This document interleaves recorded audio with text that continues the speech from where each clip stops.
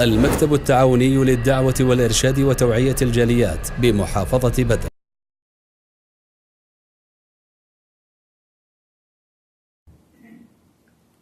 السلام عليكم ورحمة الله وبركاته. إن الحمد لله نحمده ونستعينه ونستغفره ونعوذ بالله من شرور أنفسنا ومن سيئات أعمالنا من يهده الله فلا مضل له ومن يضلل فلا هادي له وأشهد أن لا إله إلا الله وحده لا شريك له وأشهد أن محمدا عبده ورسوله صلى الله تعالى عليه وعلى آله وصحبه وسلم تسليما كثيرا.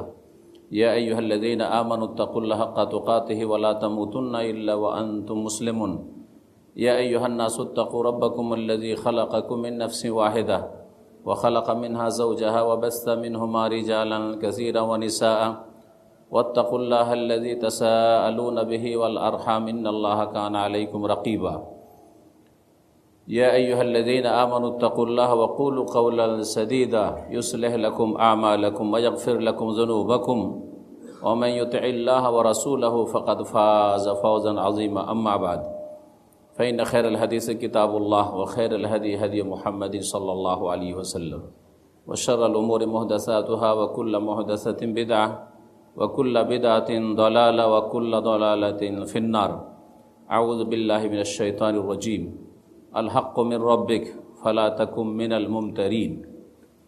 শ্রদ্ধেয় উলামায়ে কেরাম, হাফেজিনে কেরাম, সম্মানিত দ্বীনি ভাতৃমণ্ডলী, আল্লাহ পাক রব্বুল আলমিনের যাবতীয় প্রশংসা যে আল্লাহ পাক রব্বুল আলমিন আপনাদেরকে বিভিন্ন জায়গা থেকে নিজ নিজ দুনিয়ার কাজ ছেড়ে এবং রাতের প্রিয় ঘুম ছেড়ে আবার সকালে ডিউটিও আছে, এই ডিউটির দিন, মাঝখানে সপ্তাহের দিনের কথা, আল্লাহর কথা এবং তার রাসূল সাল্লাল্লাহু আলাইহি ওয়াসাল্লামের কথা শোনার জন্য এবং শুনে দুনিয়ায় এবং আখেরাতে লাভবান হবেন, এই ইখলাসের সাথে সৎ উদ্দেশ্যে এই মোবারক মাহফিলে হাজির হওয়ার তৌফিক দান করেছেন, বলুন আলহামদুলিল্লাহ। সে আল্লাহ পাক রব্বুল আলমিনের সমস্ত প্রশংসা করি, শুকরিয়া আদায় করি যে আল্লাহ রব্বুল আলমিনের হেফাজত ছাড়া কেউ হেফাজত করতে পারে না। যে আল্লাহ রব্বুল আলমিন যদি রক্ষা না করেন তাহলে কেউ রক্ষা করতে পারে না। সমস্ত রকমের বালা মুসিবত থেকে, অনিষ্ট থেকে সে আল্লাহ রব্বুল আলমিন এই অল্প সময় আমাদেরকে মদিনা মুনাওয়ারা থেকে বদরে পৌঁছার তৌফিক দান করেছেন। এই দিনের কথা কিছু শোনাবো, এই শোনার মাধ্যমে নিজে উপকৃত হব, দিনী ভাইদের সাথে সাক্ষাৎ করব, আর তারপরে কিছু কথা শোনালে আপনারা হয়তো উপকৃত হবেন। ওয়াজাক্কির ফাইন্না যিকরা তানফাউল মুমিনিন, স্মরণ করিয়ে দাও, স্মরণ করালে মুমিনদের কিছু তো লাভ অবশ্যই হবে। আল্লাহ রাব্বুল স্মরণ করাইতে বলেছেন, কিছু কথা স্মরণ করিয়ে দেওয়ার জন্য। হয়তো এমন নতুন কথা বলবো না, আপনারা যারা নিয়মিত দিন শিখছেন এই কথাগুলি বারবার শিখছেন। আলহামদুলিল্লাহ, আমার প্রিয় ভাই শেখ রফিকুল ইসলাম হাফেজাহুল্লাহর কাছ থেকে ওই কথাগুলি হয়তো বলবো, আর কথা এত লম্বাও করব না, কারণ ডিউটির দিনগুলি চলছে, এটা আমি ভালো করে বুঝতে পারছি। যতই আপনারা লম্বা করতে বলেন আমি লম্বা করব না ইনশাআল্লাহ, সুতরাং ভয় খাইয়েন না। আমাদের নিয়ত ছিল আর আগে থেকে প্রোগ্রাম যে দিনে আমরা একবারে সূর্য থাকতে থাকতে বদরটা দেখব, চলে আসব। যে ভাই আমাকে নিয়ে আসবে হঠাৎ করে 3 দিনের জন্য দেশে, বলছে শেখ 3 দিনে চলে আসছি, ইনোভা গাড়ি আছে, আপনাকে নিয়ে যাব। জোহর পরে বেরিয়ে যাব বা আসর পর, কমপক্ষে আসর পর বেরোবো, আর আধা ঘন্টা 1 ঘন্টা বেলা থাকতে এখানে পৌঁছে যাব। সে বেচারা আর 2 দিন দেরি হয়ে গেছে, গত রাতে গভীর রাতে ফজর আগে পৌঁছেছে। পৌঁছার পরে জোহর পর্যন্ত মনে হয় ঘুমাইতেছিল, মোবাইল বন্ধ, তারপরে মোবাইল আছে, কিন্তু অসুস্থ। এইরকম শর্ট জার্নি করে অসুস্থ, তাকে নিয়ে আসাটা মোটেই উচিত হবে না। এই পরিস্থিতিতে কষ্ট দেওয়া যাবে না। বাকি থাকে আমার ছেলে মদিনা ইউনিভার্সিটিতে পড়ে, আবার মসজিদে নববীর ইমাম শেখ আব্দুল আল বুয়াইজানের কাছে কোরআন শোনাই, তার কাছ থেকে সনদ বা ইজাজা নেওয়ার জন্য 22 পারার মতো শোনানো হয়ে গেছে। আর আজকে প্রথম ক্লাস ছুটির পরে প্রথম সাক্ষাৎ ইমাম সাহেবের সাথে ছিল। এখন ওকে ছাড়া কোনো বিকল্প দেখছি না। দিনী ভাইরা অনেকে ছিল মদিনায়, যাদের গাড়ি ছিল, ইঞ্জিনিয়ার শরীফ ভাই ছিল, অনেকে ছিলেন, বিভিন্ন জায়গায় ছড়িয়ে ছিটে চলে গেছে। এক ভাই জোহরে বলছে যে আমি গাড়ি ঠিক করে দিচ্ছি এই বাঙালি মার্কেট থেকে। আমি বললাম যে আমাদের কোনো পরিচিত দিনী ভাই না অপরিচিত? বলছে অপরিচিত। আপনার অপরিচিত? আমার তো অপরিচিত। আপনার অপরিচিত? বলছে হ্যাঁ আমার অপরিচিত, গাড়ি ঠিক করে দিচ্ছি, ও ভাড়া দিলে যাবে। আমি বললাম অপরিচিত গাড়িতে আমি যাব না। কেন যাব না শোনাই। এই না যে অপরিচিত লোকের সাথে পরিচিত হব না। অপরিচিত লোক হতে পারে যে সে বিড়ি সিগারেট খায়, সুতরাং তার গাড়িতে গন্ধ, একটা কারণ, দিনই কারণ। এই গন্ধ দেখলে ফেরেশতা পালায়, ভালো মানুষ পালায়, সুতরাং আমিও পালাই। আর একটা সম্ভাবনা যে জানি না ওর মধ্যে দিন আছে কিনা, নামাজ আছে কিনা। বেনামাজির গাড়ি সুরক্ষিত না, যে কোনো সময় গাড়িতে বালা মুসিবত আসতে পারে। ওর আকিদা ঠিক কেন হতে পারে, শিরকি আকিদা, বিদাতি আকিদা, ও আর এক সমস্যা। এই সবগুলি চিন্তা ভাবনা করে আমি বললাম যে পরিচিত দিনী ভাই নামাজি সই আকিদা এরকম যদি আপনি বলেন যে আপনার পরিচিত, তাহলে ঠিক আছে, অসুবিধা নেই। মদিনা ইউনিভার্সিটির কয়েক ছাত্র আমার ছেলে চেষ্টা করলো যে দেখি ওরাকে যাই কি না, কেউ সবাই নিজ নিজ কাজে ব্যস্ত। আল্লাহ তকদির রেখেছে মাগরিব পরে 15-20 মিনিট কোরআনটা ইমাম সাহেবকে শুনিয়ে তারপরে ওকে নিয়ে এশার আগেই টান দিলাম ওখান থেকে। আর এই অন্ধকারে আলহামদুলিল্লাহ সহি সালামতে পৌঁছে গেলাম। আলহামদুলিল্লাহ যে আপনাদের কাছে পৌঁছে গেছি। যদি ওয়াদা না করা থাকতো তাহলে কখন আমি আসতাম না আজকে, এটা শুনে রাখেন। কিন্তু ওয়াদা আছে, সুতরাং আমাকে যেইভাবে হোক না কেন আপনাদের কাছে 10 মিনিট হলেও আসতে হবে। তারপরে শেখ রফিককে বলেছি যে আপনি যদি লোকজন চলে আসে চালিয়ে যান। আলহামদুলিল্লাহ উনি আপনাদেরকে কিছু কথা শুনিয়েছেন তো অবশ্যই, যথেষ্ট, ফিয়ে বারাকা, অতি বরকত, যথেষ্ট। আমিও কোরআন হাদিসের কথা বলবো, উনিও কোরআন হাদিসের কথা বলেছেন, ঠিক না? এসা পরে যারা আগে ভাগে এসছেন আলহামদুলিল্লাহ তারা এমনিতে বসে থাকেননি, কোরআন হাদিসের কথা এখানে শুনেছেন, শোনেন নাই? তো আলহামদুলিল্লাহ যা শুনেছেন এতক্ষণ পর্যন্ত তা দিয়ে যেন আল্লাহ উপকৃত করেন আপনাদের সকলকে। দিন দুনিয়াকে আল্লাহ যেন আলোকিত করেন, হেদায়েতের নূর আল্লাহ রাব্বুল আলামিন দান করেন, এবং হেদায়েতের আল্লাহ যেন আপনাদেরকে কায়েম রাখেন, অটল রাখেন। আর মুমিন মুসলিম অবস্থায়, তাকওয়ার অবস্থায় আল্লাহ যেন দুনিয়া থেকে বিদায় হওয়ার তৌফিক দান করেন, যাতে করে জান্নাতটা আমাদের জন্য সুনিশ্চিত হতে পারে। জান্নাতে যাওয়া সবচেয়ে বড় কামিয়াবি, জাহান্নাম থেকে বাঁচা সবচেয়ে বড় কামিয়াবি।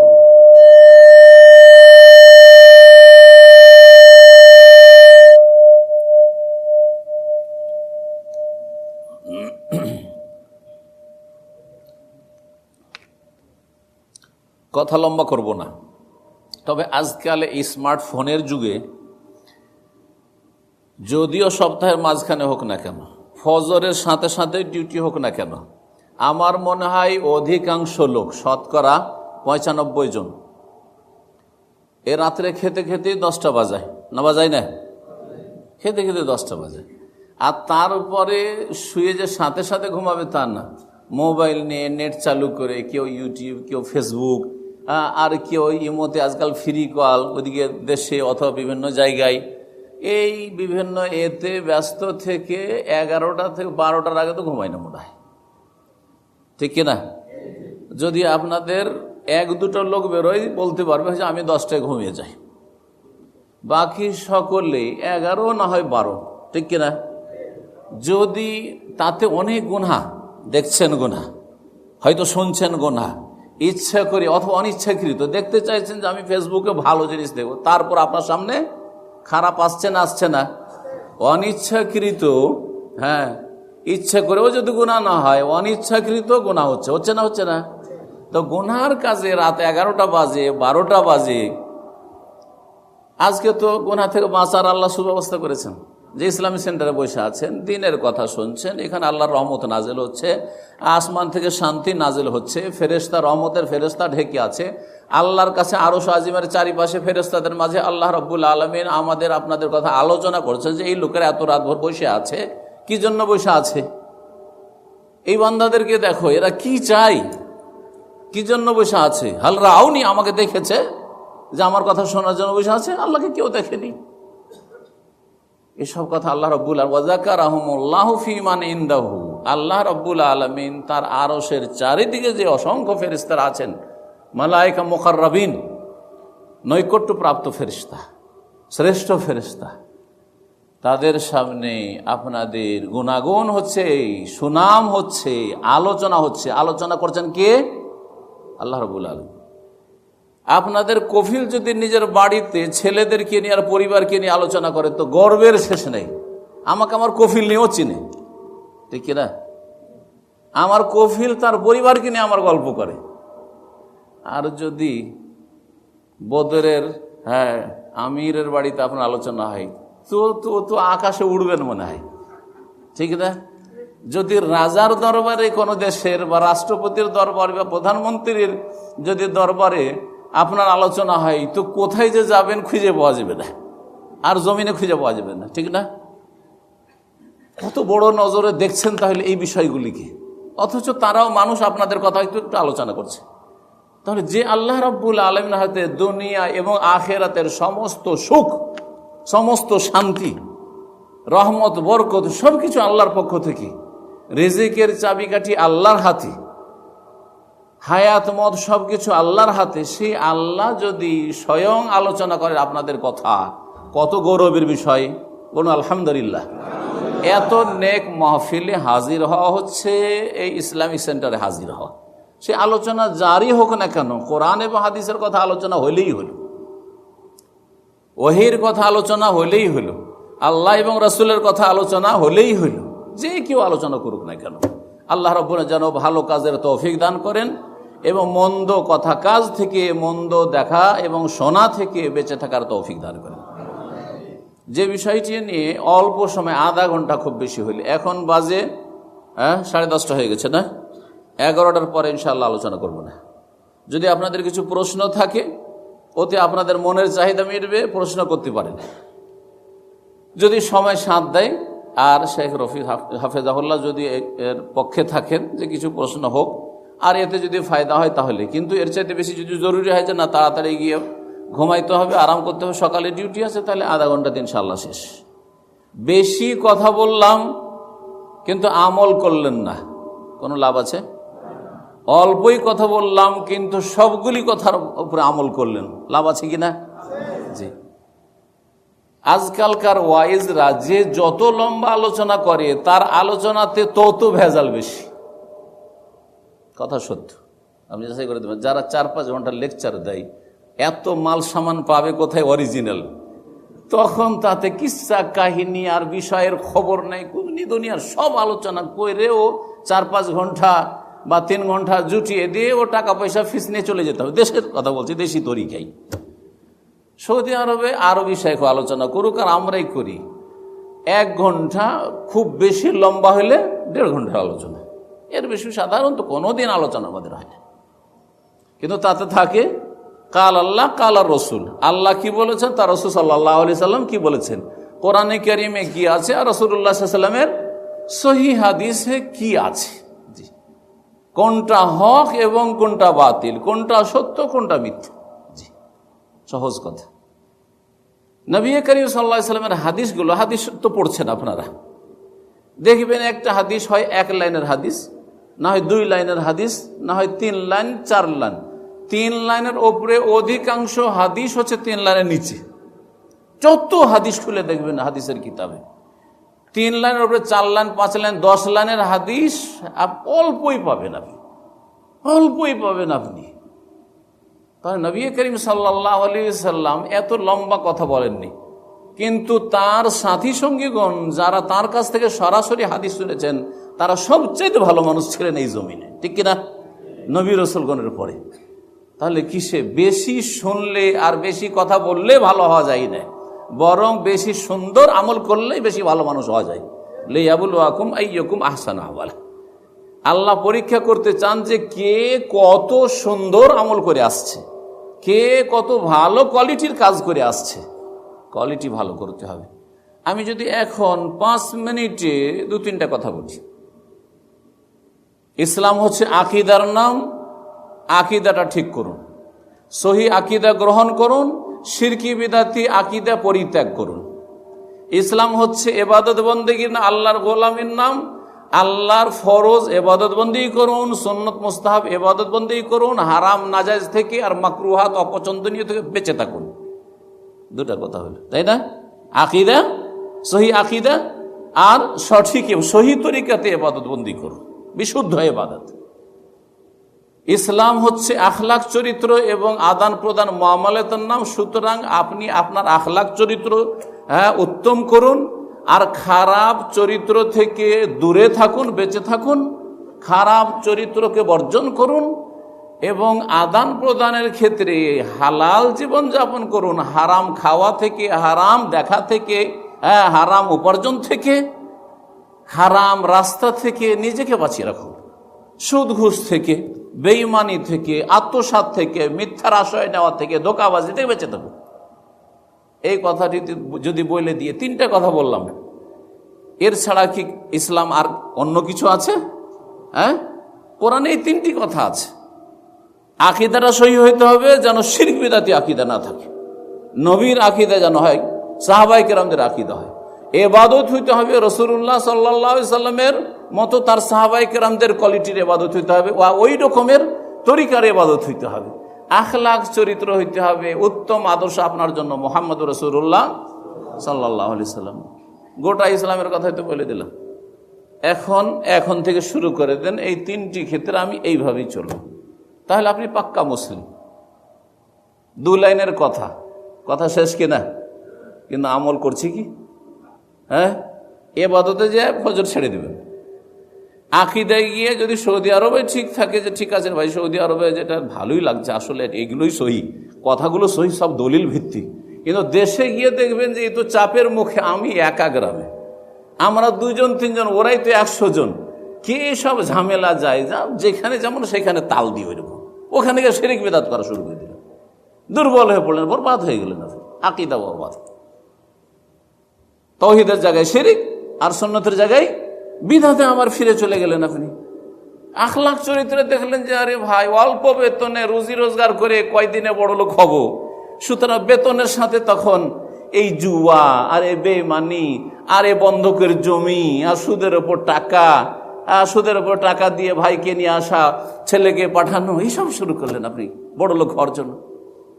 সুদী ব্যাংকের সাথে কারবার, সুদী ব্যাংকে ফিক্সড ডিপোজিট, মেয়েদের বিয়ে দিতে হবে, মেলা টাকা লাগবে, সুতরাং এখন থেকে ফিক্সড ডিপোজিট। আমল করলেন না, আখলাক ঠিক করলেন না, তো লাভ আছে লম্বা শুনে কোনো লাভ নেই। আসল হচ্ছে আমলের বিষয়। আল্লাহ যেন আমল করা তৌফিক দান করেন। যেই বিষয়টি সম্পর্কে খুব সংক্ষেপে বলবো, সেটা হচ্ছে হক এবং বাতিল, সত্য এবং মিথ্যা। হক আল্লাহর তরফ থেকে নাজেল হয়েছে এবং হক নিয়ে এসেছেন কে? আল্লাহর তরফ থেকে হক কে নিয়ে এসেছেন? আমাদের প্রিয় নবী মুহাম্মদুর রাসূলুল্লাহ সাল্লাল্লাহু আলাইহি ওয়াসাল্লাম, তিনি হক নিয়ে এসেছেন। হক নিয়ে আসার পরে কোরআনের আকারে নিয়ে এসেছেন এবং তার হাদিসের আকারে, এক কথায় ওহী হচ্ছে হক। এই হক নিয়ে আসার পরে সাহাবায়ে কেরাম রাদিয়াল্লাহু তাআলা আনহুম আজমাইনকে তিনি শিখিয়ে দিয়ে সরাসরি তারা রাসূলুল্লাহ সাল্লাল্লাহু আলাইহি ওয়াসাল্লামের সামনে এইরকম শিখেছেন মসজিদে নববীতে বসে। যারা মক্কা ইসলাম নিয়ে এসেছেন, যারা মুহাজিরিন, তারা মক্কাতে রাসূলুল্লাহ সাল্লাল্লাহু আলাইহি ওয়াসাল্লামকে 13 বছর ইসলাম শিখেছেন। অধিকাংশ লোক ইসলাম গ্রহণ করেছেন বা ইসলাম মুসলিমদের সংখ্যা বেড়েছে সাহাবায়ে কেরামদের মদিনায়, মদিনাতে নবী করিম সাল্লাল্লাহু আলাইহি ওয়াসাল্লাম তাদেরকে তালিম দিয়েছেন সহি আকীদা, সহি আমলের, সহি ইবাদতের, আখলাক চরিত্রের। হক সাহাবায়ে কেরামরা গ্রহণ করেছেন। মেলা বাধা তাদের সামনে ছিল, যারা বাধা থেকে মুক্ত হইতে পেরেছে, বাধাকে কেটে উঠতে পেরেছে, তারা হককে, সত্যকে গ্রহণ করেছে। আর যাদের সামনে বাধা থেকেই গেছে, তারা হকের কাছে যেতে পারেনি, বাতিলেই ডুবে থেকে গেছে। এইভাবে পরম্পরা সাহাবায়ে কেরাম থেকে তাবেঈন, তাবেঈন থেকে তাবা তাবেঈন, তাবা তাবেঈন থেকে আইম্মায়ে কেরাম, ইমাম আবু হানিফা, শাফি, মালিক, আহমদ, ইমাম বুখারী, মুসলিম, আবু দাউদ, নাসাঈ, তিরমিজি, যত মুহাদ্দিসিন আর ফুকাহা, উলামায়ে ইসলাম, শাইখুল ইসলাম ইমাম ইবনে তাইমিয়া রাহিমাহুল্লাহ জামিয়ান, তারপরে তার খাস ছাত্র ইমাম ইবনুল কাইয়্যিম রাহিমাহুল্লাহ, এইরকম বহু হাজার হাজার আইম্মা কেন, যাদের নাম নিলে সারা রাত চলে যাবে, নাম নেওয়া শেষ হবে না। তারা এই হককে গ্রহণ করেছেন, তাদের অনুসারীরা হককে গ্রহণ করেছেন এবং হকের প্রচার প্রসার ঘটিয়েছেন। হকের প্রচার করতে গিয়ে মেলা বাধা এসেছে, যেমন আজকাল বাধা আসছে আমার সামনে, আপনার সামনে, ঠিক তেমনি তখনও বাধা এসেছে। কিন্তু হকের কথা পৌঁছাবার চেষ্টা করেছেন আকীদার ক্ষেত্রে, আমলের ক্ষেত্রে, আখলাকের ক্ষেত্রে, দ্বীনের ক্ষেত্রে, জীবনের প্রতিটি ক্ষেত্রে হককে প্রতিষ্ঠা করার চেষ্টা করেছেন, বাতিলকে নির্মূল করার চেষ্টা করেছেন। এই হক যদি মুসলিম হন গ্রহণ করতে হবে না হবে না? হ্যাঁ, করা ভালো, ঠিক না? হ্যাঁ, কে জি বললেন? হক গ্রহণ করা ভালো, ঠিক না? হ্যাঁ, জরুরি না? তাহলে ভালো মানে কি? করলে ভালো, না করলে অসুবিধা নেই, ঠিক কিনা? হক গ্রহণ করা ভালো না হক গ্রহণ করা জরুরি? জরুরি, বুঝেন ভালো করে। বাতিলকে ছাড়া ভালো, তাই না? হ্যাঁ, এই যে অনেকে মাথা ঝুঁকাইছেন, বুঝে সুঝে বলবেন কিন্তু। হ্যাঁ, বাতিলকে ছাড়া ভালো না ছাড়া জরুরি? হ্যাঁ, মূর্তি পূজা হচ্ছে বাতিল, ছাড়লে ভালো না ছাড়া জরুরি? হ্যাঁ, কবরে সেজদা করা বাতিল, ছাড়া জরুরি না ছাড়লে ভালো? হ্যাঁ, করলেও চলে কিন্তু ছাড়লেই ভালো, নাকি? বুঝার একটু চেষ্টা করি। বাতিলকে বর্জন করা জরুরি আর হককে গ্রহণ করা জরুরি, ঠিক কিনা? এই হক শব্দটি আল হাক্কু বিভিন্নভাবে কোরআনে কারিমে শত শতবার এসছে, শত শতবার এসছে। এই আল হক শব্দটি বিভিন্নভাবে বিভিন্ন প্রসঙ্গে এসছে। আল্লাহ রাব্বুল আলামিন সূরা বাকারা আয়াত নম্বর 147 বলছেন, আল হাক্কু মির রাব্বিকা, হক হচ্ছে তোমার রব আল্লাহর পক্ষ থেকে। ফালা তাকুনান্না মিনাল মুমতারিন, সুতরাং হকের ক্ষেত্রে তুমি সন্দেহে পড়িও না, খবরদার। সামান্য একটু পার্থক্যের সাথে সূরা আলে ইমরান আয়াত নম্বর 60 আল হাক্কু মির রাব্বিকা ফালা তাকুম মিনাল মুমতারিন, ওকে তাকুনান্না, আর এখানে তাকুম মিনাল মুমতারিন। হক সত্য হচ্ছে কার পক্ষ থেকে? রবের পক্ষ থেকে। যে রব সম্পর্কে প্রথম সওয়াল জিজ্ঞাসা হবে কবরে, মান রাব্বুকা, তোমার রব কি? জিজ্ঞাসা হবে না? হবে না? তখন যদি বলতে পারেন কি, রব্বি আল্লাহ, আমার রব হচ্ছে আল্লাহ, সৃষ্টিকর্তা আল্লাহ, তাহলে কামিয়াব। আর যদি বলেন যে হা হা লাদ্রি, হাই রে, আমি তো তেমন কিছু জানি না, অবুঝ মানুষ, লেখাপড়া করিনি আর আমলও করিনি, তবে সামেতুন নাসে ইয়াকুলুনা কাযা ও কাযা, লোকজনকে শুনতাম বলতো যে নাকি আল্লাহ আছে আর আল্লাহর ইবাদত বন্দি করতে হয়, সবাই বলতো, তাই আমিও বলছি। তখন বলে, তুই মিথ্যুক রে, তুই হককে গ্রহণ করিসনি। তুই হ্যাঁ, লা তালাইতা ওয়ালা দারাইতা, না কোরআন পড়েছিস, না তেলাওয়াত করেছিস, না জানার চেষ্টা করেছিস। কাযাবতা, তুই মিথ্যা কথা বলছিস, কোনো চেষ্টা করিসনি হককে গ্রহণ করার জন্য। যা, তোর জন্য জাহান্নাম রয়েছে, জাহান্নামের বিছানা বিছিয়ে দেওয়া হয়, জাহান্নামের পোশাক পরিয়ে দেওয়া হোক, আর জাহান্নামের দরজা খুলে দেওয়া হোক। কিন্তু যদি জবাব দিতে পারেন আমার রব আল্লাহ, আমার দিন হচ্ছে ইসলাম, আমার নবী হচ্ছেন মুহাম্মদুর রাসূলুল্লাহ সাল্লাল্লাহু আলাইহি সাল্লাম, তাহলে আল্লাহর পক্ষ থেকে নাদা মুনাদি মিনাস সামা, আকাশ থেকে, ফাফরেশুহু মিনাল জান্নাহ, জান্নাতের বিছানা বিছিয়ে দাও, ওয়ালবাসুহু মিনাল জান্নাহ, জান্নাতের পোশাক পরিয়ে দাও, ওয়াফতাহু লাহু বাবান ইলাল জান্নাহ, জান্নাতের দরজা খুলে দাও, জান্নাতের সুগন্ধি, জান্নাতের ঘ্রাণ, জান্নাতের মনোরম বাতাস আসতে থাকবে। সুবহানাল্লাহ, শান্তি আর শান্তি, শান্তি আর শান্তি। এই মাত্র কয়েকদিনের একটু যদি কষ্ট হয়, খাওয়া দাওয়া, টাকা পয়সার কষ্ট হয়, শরীর স্বাস্থ্যের কষ্ট হয়, কিন্তু মৌতের সাথে সাথে সুখ আর সুখ, এই তিনটি প্রশ্নের উত্তর রেডি করতে হবে। সেটা হচ্ছে হককে গ্রহণ করার মাধ্যমে। আল হাক্কু মির রাব্বিক, হক কার পক্ষ থেকে? রবের পক্ষ থেকে। ফালা তাকুম মিনাল মুমতারিন, সুতরাং যারা সন্দেহ করে তাদের দলে শামিল হইও না। যাদের কোরআনে সন্দেহ, কোরআনের আদেশ নিষেধে সন্দেহ, বা বেপরোয়া অবহেলা, হাদিসে সন্দেহ, হাদিসের কথা মানতে গিয়ে সন্দেহ, মানবো কি মানবো না দ্বিধাদ্বন্দ্ব, তাদের দলে শামিল হইও না। ফালা তাকুম মিনাল মুমতারিন। আল্লাহ রাব্বুল আর সূরা কাহফের আয়াত নম্বর 29 বলছেন, ওয়াকুলিল হাক্কু মির রাব্বিকুম, হে নবী তুমি মানুষকে জানিয়ে দাও, উম্মতকে বলে দাও, হক সত্য হচ্ছে তোমার রবের পক্ষ থেকে, আল্লাহর পক্ষ থেকে। ফামান শাআ ফালিউমিন, যে চাইবে বিশ্বাস করুক, ইচ্ছা হলে বিশ্বাস করো, বাধ্য করে আল্লাহ কিন্তু বিশ্বাস করাইবেন না, বাধ্য করে আল্লাহ নামাজ পড়াইবেন না, বাধ্য করে সহি আকীদা মগজে ঢুকিয়ে দিবেন না, জবরদস্তি তোকে মানতে হবে। স্বাধীন চিন্তা চেতনা আল্লাহ দিয়েছেন, স্বাধীনভাবে ভালোটা গ্রহণ করবেন না মন্দতে যাবেন। আমারও স্বাধীনতা আছে, আপনারও স্বাধীনতা আছে, আছে কি নাই? স্বাধীনভাবে কিন্তু এই ভালো কাজের জন্য এখানে হেঁটে এসছেন, ইসলামিক সেন্টারে বৈশাও আছেন, এখন ইচ্ছা হলে টান দিবেন সেকেন্ডের মধ্যে, পারবেন কি না? স্বাধীনভাবে গ্রহণ করতে হবে। ফামান শাহ ফালিয়ুমিন, যে চাইবে বিশ্বাস করো, ওমান শাহ ফালিয়াকফুর, যে চাইবে অস্বীকার করুক। কিন্তু অস্বীকার করলে পরিণাম ভালো না। ইন্না আতাদনা লিযালিমিনা নারা, এরা হচ্ছে জালেম, আর জালেমদের জন্য আগুন জাহান্নামের তৈরি করে রেখেছে আল্লাহ রাব্বুল বলছেন। সুবহানাল্লাহ। করেন সম্মানিত ভাতৃমণ্ডলী, হক আল্লাহর পক্ষ থেকে কার মাধ্যমে এসেছে বললাম? আমাদের প্রিয় নবী মুহাম্মদুর রাসূলুল্লাহ সাল্লাল্লাহু আলাইহি ওয়াসাল্লামের মাধ্যমে। আল্লাহ কোরআনে কারিমে বেশ কিছু আয়াতে বলেছেন যে রসুলের মাধ্যমে হক এসছে। তার মধ্যে আল্লাহ বলছেন একটি আয়াতে, সূরা সাফ, হুয়াল্লাযী আরসালা রাসূলাহু বিল হুদা ওয়া দীনিল হক। আল্লাহ সেই সত্তার নাম যিনি তাঁর রসুল মুহাম্মদ সাল্লাল্লাহু আলাইহি সাল্লামকে আরসালা পাঠিয়েছেন, প্রেরণ করেছেন, বিল হুদা সঠিক রাস্তার দিক নির্দেশনা নিয়ে। হেদায়াত মানে সঠিক রাস্তার গাইড নিয়ে, যে রাস্তা দেখাবেন কে? মুহাম্মদ সাল্লাল্লাহু আলাইহি সাল্লাম, ওনার দেখানো রাস্তা নিতে হবে। ওয়া দীনিল হক, এবং সত্য দিন, হক দিন নিয়ে আল্লাহ পাঠিয়েছেন। হক নিয়ে কাকে পাঠিয়েছেন?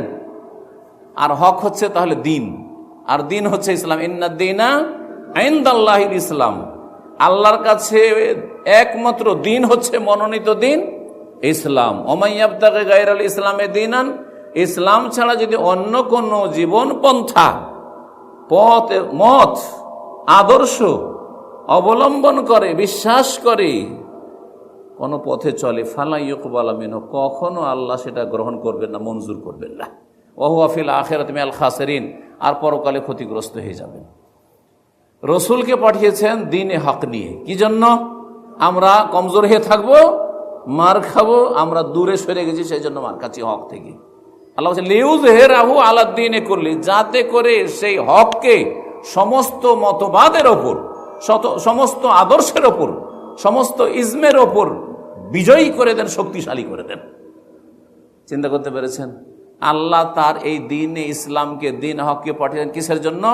লিইউযহিরাহু আলা দ্বীনি, যত আদর্শ রয়েছে মানুষের তৈরি করা হোক অথবা আল্লাহর আসমানি আগের আদর্শগুলি হোক, যেগুলিকে রহিত করা হয়েছে, তাওরাত ইনজিলের কথা, জবুরের কথা, সবগুলির ওপর এবং সমস্ত বাতিলের অনুসারীদের ওপর তাদেরকে জয়ী করে দেওয়ার উদ্দেশ্যে, মুসলিমদেরকে আল্লাহ বিজয় দান করার উদ্দেশ্যে কোরআনে কারীম নাযিল করেছেন, সহি আকীদা নাযিল করেছেন, সহি শুদ্ধ ইবাদতের আল্লাহ শিক্ষা দিয়েছেন, উত্তম চরিত্র গঠনের কথা বলেছেন। লিইউযহিরাহু আলা দ্বীনি কুল্লি ওয়ালাউ কারিহাল মুশরিকুন, যদিও মুশরিকরা কোনোদিন চায় না যে ইসলাম জয়ী হোক, মুসলিমরা শক্তিশালী হোক, কোনোদিন চায় না।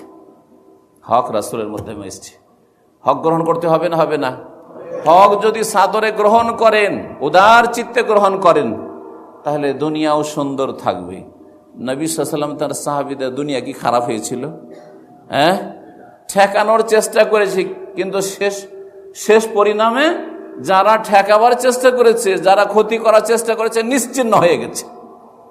মক্কা আবু জাহল, আবু লাহাবের দেশ ছিল, শহর ছিল, ওদের চিহ্ন আছে, একটা কেউ তাদের নাম নেওয়ালা আছে? আছে? যদি নাম নেয় তো তাব্বাত ইয়াদা আবি লাহাব, আবু লাহাবের 2 হাত ধ্বংস হোক, অথবা আবু লাহাবও ধ্বংস হোক। কোটি কোটি বার তেলাওয়াত হইতেই আছে। ভালোভাবে আবু জাহাল, আবু লাহাবের নাম নেলে আমরা পৃথিবীতে কেউ নেই। ক্ষতি কিছু করেছে, কিন্তু শেষ পরিণামে আল্লাহ বিজয় দান করেছেন রাসূলুল্লাহ সাল্লাল্লাহু আলাইহি ওয়াসাল্লাম, তার সাহাবায়ে-কেরাম। আপনি আমিও ক্ষতি করার চেষ্টা করবে, ঠেকাবার চেষ্টা করবে, হয়রানির চেষ্টা করবে, কিন্তু শেষ পরিণাম ওয়াল আকিবাতু লিল মুত্তাকিন, উত্তম পরিণাম, শুভ পরিণাম, ভালো পরিণাম আল্লাহ ভীরুদের জন্য রয়েছে। আল্লাহর ভয় যারা ভালো কাজ করবে, মন্দ কথা কাজ থেকে বেঁচে থাকবে। হককে কবুল করতে হবে, সুতরাং বাতিলকে ছাড়তে হবে। আল্লাহ একটি আয়াতে হক এবং বাতিল, যা আল হাক্কু ওয়া যাহাকাল বাতিল, হক যখন চলে এসেছে, আর হক কার পক্ষ থেকে? আল্লাহর পক্ষ থেকে, নবীর মাধ্যমে এসেছে। হক যখন চলে এসেছে, দ্বীন ইসলাম চলে এসেছে, তাওহীদ চলে এসেছে, সহি আকীদা চলে এসছে, শিরক বিদআত নিশ্চিহ্ন হওয়া, যাহাকাল বাতিল, শিরক বিদআত উৎখাত হবে। সুতরাং দরগা এবং দুর্গার পূজা উৎখাত হবে, নবীর তরিকা ছাড়া অন্য তরিকা নিশ্চিহ্ন হবে। ওয়া যাহাকাল বাতিল ইন্নাল বাতিলা কানা যাহুকা। এবং বাতিলের প্রকৃতিটাই হচ্ছে নিশ্চিহ্ন হওয়া, মিটে যাওয়া। বাতিল মুছে যাবে, মিটে যাবে, চিরকাল থাকবে না। এটাই হচ্ছে বাতিলের প্রকৃতি। আর হকের প্রকৃতি হচ্ছে যে হককে যত চাপার চেষ্টা করবেন তত বেশি শক্তিশালী হবে। जितना ही दबाओगे उतना ही उभरेगा। উর্দু কবি একজন বলেছে, যত দাবাবার চেষ্টা করবেন, যত চাপার চেষ্টা করো, তত বাড়বে, তত শক্তিশালী হবে। দেখেন, মুসলিম হিন্দু হয়ে যাচ্ছে, খ্রিস্টান হয়ে যাচ্ছে, খুঁজে পাবেন না। কিন্তু প্রতিদিন ইসলামিক সেন্টারগুলিতে সৌদি আরবে, তারপরে সারা বিশ্বে, এমনকি ইউরোপ আমেরিকা কাফের দেশে প্রতিদিন বিভিন্ন মসজিদে আসছে, কলেমা পড়ে খ্রিস্টান মুসলমান হচ্ছে, হিন্দু মুসলমান হচ্ছে, বুদ্ধিস্ট মুসলমান হচ্ছে। হচ্ছে না? হচ্ছে না? সংখ্যা বাড়তি আছে, সংখ্যা বাড়িতে আছে। এটা কি ইসলামের হক হওয়ার স্পষ্ট প্রমাণ না? হ্যাঁ, স্পষ্ট দেখতে পাচ্ছেন হক সেজন্য বাড়তে আছে। অথচ ভালো করে জানছে যে কুফরি শক্তিগুলি বেশি মজবুত হয়ে আছে আর মুসলিমরা দুর্বল। তো আমি ইসলাম কবুল করে দুর্বল কেন হইতে যাব, যে দুনিয়ার গরজ থাকবে? তারপরে ইসলাম কবুল করতে আসছে, ঠিক কিনা? কারণ বুঝে গেছে যে এটাই হচ্ছে হক। তখন আমি যদি দুর্বলদের সাথেও থাকি তবু আমি হকটা গ্রহণ করব। ঠিক যেমন এটা ইসলামের মুসলিমদের সংখ্যা বাড়ছে, এটা ইসলামের সত্যতা প্রমাণ করে, হক্কানিয়াত প্রমাণ করে। ঠিক তেমনই ভারত, বাংলাদেশ, পাকিস্তান শিরক বিদআতের দেশ।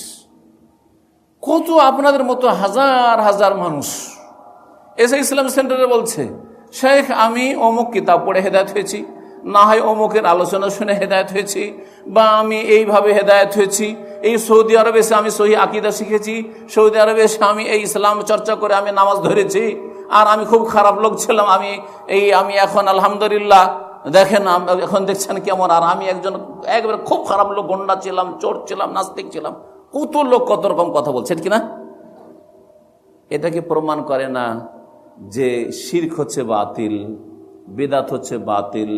হ্যাঁ, আল্লাহ ছাড়া অন্যকে সিজদা করা, ওরসের মেলা লাগানো, আর ওরসে কবর মাজার কাছে খাসে মোরগ জবাই করা, এসব হচ্ছে বাতিল, এসব হচ্ছে মিথ্যা ধর্ম, এসব মানুষের মন গড়া ধর্ম।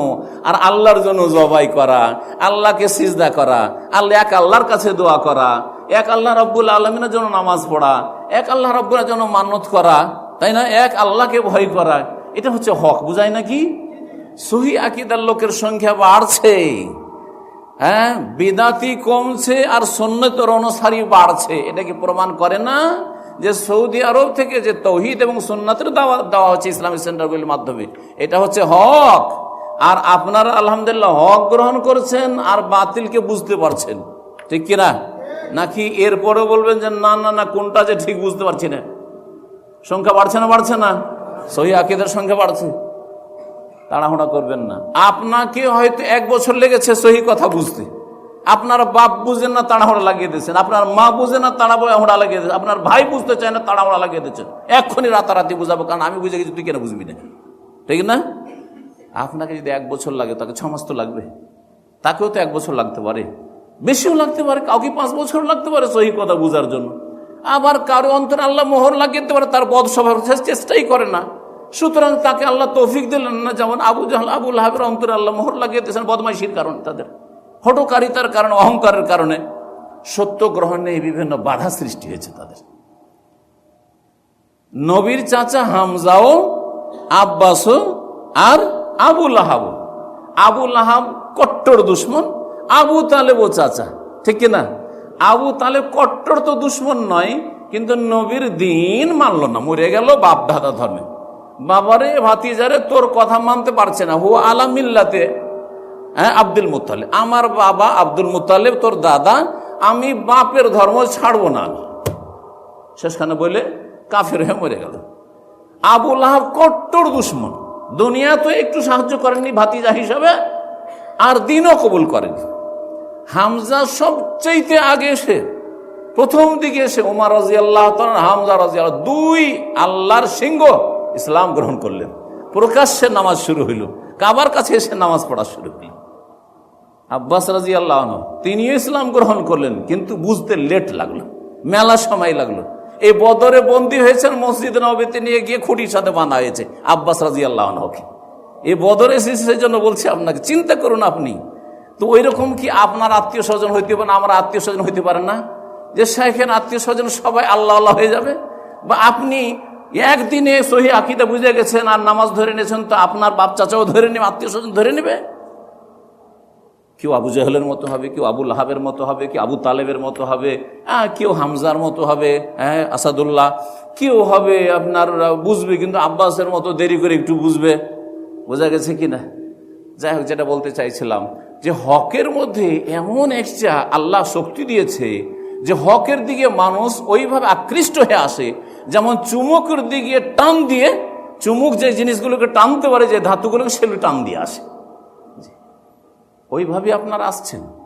আপনি নিরপেক্ষ দৃষ্টি নিয়ে যখন আপনি আলেমদের আলোচনা শুনবেন, কোরআন এবং হাদিসওয়ালা আলেমের আলোচনা শুনেন, আর বিদাতীদের কেসা কাহিনীওয়ালা মজেদার টেস্টি আলোচনা শুনেন, দেখবেন যে কোনটা আপনাকে টেনে নিয়ে যায়। কিন্তু নিরপেক্ষ দৃষ্টি নিয়ে, নিউট্রালে এসে। আর যদি বলেন না রে আমাকে সুর করা ওয়াজই ভালো লাগছে, ওই মাজারে ওলি আউলিয়ার কথা বলছে, ওরাই সব দিতে পারে, আল্লাহ দেয় না, ওই গৌস কুতুবরাই দেয়, ওইটাই ভালো লাগছে। তো আপনার অন্তর যেহেতু আগে থেকে বাঁকা এক পক্ষ নিয়ে নিচ্ছে, সেজন্য আল্লাহ আপনাকে হেদায়েত নসিব করবে না। নিউট্রাল হইতে পারেননি, নিউট্রাল হওয়ার চেষ্টা করবেন। আল্লাহ যেন আমাদেরকে নিরপেক্ষ দৃষ্টি নিয়ে হককে বুঝার তৌফিক দান করেন এবং বাতিল থেকে বেঁচে থাকার তৌফিক দান করেন। আল্লাহ আরেনাল হাক্কা হাক্কা, আল্লাহ হককে হক বলে বুঝার তৌফিক দান করুন। ওয়ারযুকনা ইত্তিবাহ, এবং সেটা মেনে নেওয়ার তৌফিক দান করুন। ও আরেনাল বাতিলা বাতিলান, এবং বাতিলকে বাতিল বলে, মিথ্যাকে মিথ্যা বলে, অসত্যকে অসত্য বলে চিহ্নিত করার তৌফিক দান করুন। ওয়ারযুকনা ইজতিনাবাহ, এবং এই বাতিল, মিথ্যা, অসত্য, অবাস্তব থেকে, ভুল পন্থা, মত পথ থেকে বেঁচে থাকার তৌফিক দান করুন। হক গ্রহণ করতে আপনার সামনে আমার সামনে মেলা বাধা সৃষ্টি হয়। সংক্ষেপে ওই বাধাগুলি দু একটি বলে আমার আলোচনা শেষ করি। সময় কিন্তু কাছে চলে এসছে, সময় নেই বেশি, 5 মিনিটের মধ্যে বলে শেষ করে দিই, ঠিক না? গরমও লাগছে, কি জানি, এসি চলে না?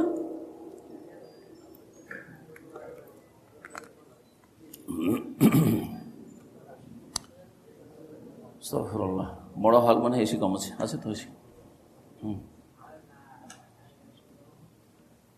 তাই, ঠিক আছে, জাকাল্লাহ খান। কিন্তু একটু কাগজ টাগজ দেন না, প্রশ্ন করো। মৌখিক প্রশ্ন কিন্তু গোলমাল হয়, কারণ এমন এমন প্রশ্ন করছে গ্যার জরুরি, কিন্তু যদি একটু কাগজ টাগজ দিতে পারেন তো একটু ভালো গুরুত্বপূর্ণ প্রশ্ন করলে মানুষের সবারই ফায়দা হয়। বলছিলাম যে সত্য গ্রহণে মেলা বাধা আছে, 2-4টি বাধা বলি, আর ততক্ষণ খাবার চলে আসছে, আর খাবার এসে গেলে ইনশাআল্লাহ তাহলে খেয়ে দিয়ে তো যেতে হবে, খাবার আসলে ইনশাআল্লাহ আমার আলোচনাও শেষ হয়ে যাবে। হক গ্রহণে, সত্য গ্রহণে মেলা বাধা আছে, তার মধ্যে সবচেয়ে বড় বাধা যেটা, সেটা হচ্ছে আল জাহলু, অজ্ঞতা, না জানা। অধিকাংশ মানুষ না জানার কারণে সত্যকে উপলব্ধি করল না। ও জানে না সত্য সম্পর্কে, বুঝেই না যে এটা সত্য, এটাই হক আর এটা বাতিল। এই জানলো না, জানার চেষ্টাও করলো না, বা জানার পরিবেশ পেল না, যার ফলে তার সামনে একটা প্রাচীর হয়ে দাঁড়িয়েছে, হক পর্যন্ত পৌঁছিতে পারল না। মুসলিম সমাজে কয়টা লোক সহি আকীদা বুঝে, আর কয়টা লোক সহি আকীদা গরজ করে চর্চা করে, পড়াশোনা করে বা শোনে, আর কয়টা লোক নামাজের গুরুত্ব সম্পর্কে জানে, যে নামাজ না পড়লে ইসলাম টিকবে না, আমি কুফরের অবস্থায় বেদিন হয়ে মরবো। কয়টা লোক এই গুরুত্ব জানে? ও মনে করে যে নামাজ হুজুররাই পড়ে, আর আমরা যদি পড়তে পারি তো ভালো, আর না পড়লে তো মুসলিম তো আছি, মনে হয় একদিন তো জান্নাত পাবো, আর না পেলেই বাকি, ঠিক না? যার ফলে হক গ্রহণ করছে না। অজ্ঞতা, জাহালত, এটা হচ্ছে সবচেয়ে বড় বাধা সত্যকে গ্রহণ করার ক্ষেত্রে। জনসাধারণ যদি জেনে নাই যে এটা হচ্ছে হক, এক আল্লাহর ইবাদত বন্দি করা, আর ইবাদত কাকে কাকে কোনগুলি ইবাদত বলা হয় যদি জেনে নেই, আর জানার পর এ কথা জেনে নাই যে আল্লাহ তাবুদু ইল্লা ইয়াহু, আল্লাহ ছাড়া কারো এবাদত চলবে না। সিজদা এবাদত, দোয়া করা এবাদত, ঝুঁকা রুকু করা এবাদত, হ্যাঁ হ্যাঁ, বিনয়ী হয়ে দাঁড়ানো এবাদত, মান্নত করা এবাদত, জবাই করা এবাদত, ইত্যাদি ইত্যাদি। অন্তরের এবাদত আছে, জবানের এবাদত আছে, গৌস বলা এবাদত। সুতরাং গৌস আল্লাহ ছাড়া কাউকে বলা যাবে না। তো কখনো আব্দুল কাদের জিলানী বড় পীরকে গৌসুল আজম বলতো না, এত বড় শিরকি কথা বলতো না, জানে না, অবুঝ। যার ফলে আল্লাহর গুণ জিলানীকে দিয়ে দিয়ে ইয়া গৌসুল আজম মত মহান উদ্ধারকারী। যখন বাংলায় তর্জমা করে দু একজন সাধারণ মানুষকে, আচ্ছা বলেন তো ভাই, আপনি যে বলছেন গৌসুল আজম, গৌসুল আজম, আজম মানে সবচেয়ে মহান, হ্যাঁ, আর গৌস মানে উদ্ধারকারী, বড় মহান উদ্ধারকারী। তো আপনার বড় মহান উদ্ধারকারী আল্লাহ না আল্লাহর বান্দা যে দুনিয়া থেকে চলে গেছে কবরে? কে বলেন তো? আল্লাহ। তাহলে কি করে আপনি জিলানীকে, জিলানী কেন, আবু হানিফা, শাফি, মালিককেও যদি বলেন যে গৌস, তারপরও বড় শিরক। কোন সাহাবী আবু বকর উমরকেও যদি বলেন, উসমান আলীকেও বলেন যে গৌসুল আজম, তাও বড় শিরক। কারণ এটা আল্লাহর হক, মহান উদ্ধারকারী একমাত্র নাকি মোহাম্মদ রাসূলুল্লাহ সাল্লাল্লাহু আলাইহি ওয়াসাল্লাম? রাসূল সাল্লাল্লাহু আলাইহি ওয়াসাল্লাম যদি মহান উদ্ধারকারী হবেন তো নিজেকেই তো দাঁত শহীদ হওয়া থেকে উদ্ধার করতে পারলেন না, মাথায় আঘাত লাগলো আর রক্ত বন্ধ হয় না, তার থেকে উদ্ধার করতে পারলেন না। তায়েফে চলে গেলেন, জানেন না যে এরা এত বড় দুশ্মনী করে আমাকে ক্ষতবিক্ষত করবে, রক্তে রক্তিত করবে, আর গোটা শরীরে রক্ত ঝরছে। ফিরে আসছে নিরাশ, একটা লোক কালিমা পড়লো না তায়েফের, ফিরে আসলেন তায়েফের সফরে। রাসূলুল্লাহ সাল্লাল্লাহু আলাইহি ওয়াসাল্লাম নিজেকে রক্ষা করতে পারছেন না, তো আপনাকে আমাকে কি রক্ষা করবেন তিনি? হ্যাঁ, আমাকে কি করে উদ্ধার করবেন, আপনাকে কি করে উদ্ধার করবেন? উদ্ধারকারী একমাত্র কে? আল্লাহ। এই অজ্ঞতা যদি না থাকতো তো কখনো আমরা জিলানীকে বড় পীর গৌসুল আজম বলতাম না। গৌসুল আজম মসজিদ, শিরকি নাম মসজিদের, আউযু বিল্লাহ। যে মসজিদ তৈরি করেছে, ওয়ান্নাল মাসাজিদা লিল্লাহ, মসজিদ কার জন্য তৈরি হবে? আল্লাহর জন্য। সূরা জিন আল্লাহ বলছেন ফালা তাদউ মা আল্লাহি আহাদা, সুতরাং আল্লাহর সাথে আর কাউকে ডাকিও না, কাউকে কারো কাছে দোয়া করিও না, কারো ইবাদত বন্দি করিও না। আর মসজিদের নাম গৌসুল আজম মসজিদ, শিরকি নাম। ইন্না লিল্লাহি ওয়া ইন্না ইলাইহি রাজিউন। গরিব নওয়াজ, খাজা মঈনুদ্দিন চিশতিকে আমাদের দেশের লোক গরিব নওয়াজ বলে, গরিবের দাতা, গরিবের দাতা। অসহায় গরিব দরিদ্র যারা তাদের দাতা। গরিবের দাতা কে? আরে আমার আপনার অভাব কে দূর করতে পারেন? একমাত্র আল্লাহ। রাজা পারবে? রাজারই খবর নেই, রাজা কোথায় যা পৌঁছে দিয়েছে, মেলা জায়গার পৌঁছেছে না, পৌঁছেছে না, মেলা দেশের হইল না। তাহলে যেমন আমার জানের মালিক আল্লাহ, তেমন রাজা বাদশাহ প্রধানমন্ত্রীর জানের মালিক আল্লাহ। হতে পারে আমার আগে সে মরে যাবে, হ্যাঁ, ঠিক কিনা? তাহলে গরিবের দাতা একমাত্র আল্লাহ। কোন সাহাবী পর্যন্ত নয়, কোন নবী পর্যন্ত না যে গরিবের দাতা। হ্যাঁ, নিজে নবী করিম সাল্লাল্লাহু আলাইহি ওয়াসাল্লাম না খেয়ে পাথর বেঁধে থাকছেন আর খন্দক পরীক্ষা খনন করছেন, আর গরিবের দাতা হয়ে যাবে খাজা মঈনুদ্দিন চিশতি, যে আজমির শরীফে গিয়ে চাদর চড়াইলে একবার উদ্ধার হয়ে যাবেন, উদ্ধার হয়ে যাবেন, বড় লোক, ধনী হয়ে যাবেন। অজ্ঞতার কারণে শিরক হচ্ছে মুসলিম সমাজে, অজ্ঞতার কারণে বিদআত হচ্ছে। ঈদ উল ফিতর, ঈদ উল আজহার চাইতে বড় ঈদ করে ঈদ মিলাদুন নবী পালন করছেন অজ্ঞতার কারণে। আপনার প্রিয় নবী সাল্লাল্লাহু আলাইহি ওয়াসাল্লাম দুটো ঈদ করলেন, আপনি তিনটে কি বলে করছেন? আপনি ধর্মকে খেয়াল খুশি পালন করবেন আর নবীর কাছ থেকে শিখবেন। ওহী কার ওপর নাযিল হয়েছে? হ্যাঁ, কার উপর নাযিল হয়েছে? রাসূলের ওপর। তো ঈদ হয়েছে দিন, তো ঈদটা নবীর কাছ থেকে নিতে হবে না? নবী বলছেন আল্লাহ তোমাদেরকে দুটো দিন দিয়েছেন, আপনি 3 দিন কি করে ঈদ করবেন? আপনি যে ঈদ মিলাদুন নবী। অজ্ঞতার কারণে বিদআত করছেন, আপনি অজ্ঞতার কারণে শিরক করছেন। একটু আগে বললাম যে নামাজের গুরুত্ব বুঝছেন না, সে অজ্ঞতার কারণে নামাজ ছাড়ছেন। যদি নামাজের গুরুত্ব বুঝতেন আর আপনি মুসলিম হয়ে বাঁচতে চান, আপনার সামনে রাস্তা দুটা, হয় মুসলিম হয়ে বাঁচবো, আর না হলে যা ইচ্ছাতে আমি মুসলিম থাকি আর না থাকি নামাজ পড়বো না। কোনটা চান আপনারা? মুসলিম হয়ে বাঁচতে চান না আমি মুসলিম থাকি আর না থাকি আমি নামাজ পড়বো না? মুসলিম হয়ে বাঁচতে চান। ওয়ালা তামুতুন্না ইল্লা ওয়া আনতুম মুসলিমুন, তোমরা মুসলিম হয়ে মরিও, একদিন জান্নাত পাবে। মুসলিম যদি চোরও হয় একদিন জান্নাত পাবে, মানে 5 ওয়াক্ত নামাজি যদি হয়। তাহলে চোর যদি 5 ওয়াক্ত নামাজি হইতে পারে তো চুরির গুনাহ আল্লাহ মাফ করতে পারেন, কিন্তু বেনামাজির কোনো আল্লাহ মাফ করবেন না। শিরিককারী যে কবর মাজারে সেজদা করে দুর্গা দরগা সেজদা, তাকে আল্লাহ কোনোদিন মাফ করবেন। ইন্নাল্লাহ লা ইয়াগফিরু আন ইউশরাকা বিহি, শিরিক করে মারা গেলে আল্লাহ কখনো মাফ করবেন না। বোঝা গেছে? ঠিক তেমনি বেনামাজি হওয়া বড় কুফরি। সুতরাং বেনামাজি হয়ে ফজর পড়লেন না, রাতখানে মরণ চলে আসুন, আসতে পারেন না? পারেন না? ফজর পড়লেন না, আর ফজর পরে গেছেন, অ্যাক্সিডেন্ট হয়ে দিনে মরে গেলেন, অথবা বাড়িতে হার্ট অ্যাটাক হয়ে মরে গেলেন, সেই দিন ফজর পড়েননি, জোহর পড়েননি, জোহর আসরের মাঝখানে মারা গেলেন, কুফরের অবস্থায় মরলেন, কোনোদিন জান্নাত পাবেন না আপনি। এটাই হচ্ছে সাহাবায়ে কেরামদের এজমা, ইখতিলাফ নয়। ইখতিলাফ পরে করেছে কিছু আলেমরা, কিন্তু সাহাবায়ে কেরামদের এজমা ছিল যে বেনামাজি মুসলিম থাকে না, ওয়ালা তামুতুন্না ইল্লা ওয়া আনতুম মুসলিমুন। সুতরাং জানতে হবে যে আসল ইসলামটা সাহাবীদের যুগে ছিল না পরে ছিল? উত্তর দিবেন কিন্তু। আসল অরিজিনাল ইসলামটা নবী দিয়ে গেছেন কাকে? সাহাবায়ে কেরামকে। তাহলে আসল ইসলামটা তখন ছিল। এখন আমার মধ্যে আপনার মধ্যে ভেজাল আসতে পারে, কিন্তু নবীর সাহাবীদের মধ্যে খাঁটি ইসলাম ছিল। যারা বদরে এসেছেন, ওহদে গেছেন, যারা খন্দকে ছেড়েছেন, যারা তাবুক গেছেন জিহাদ করে, তারা খাঁটি ইসলাম পালন করেছেন।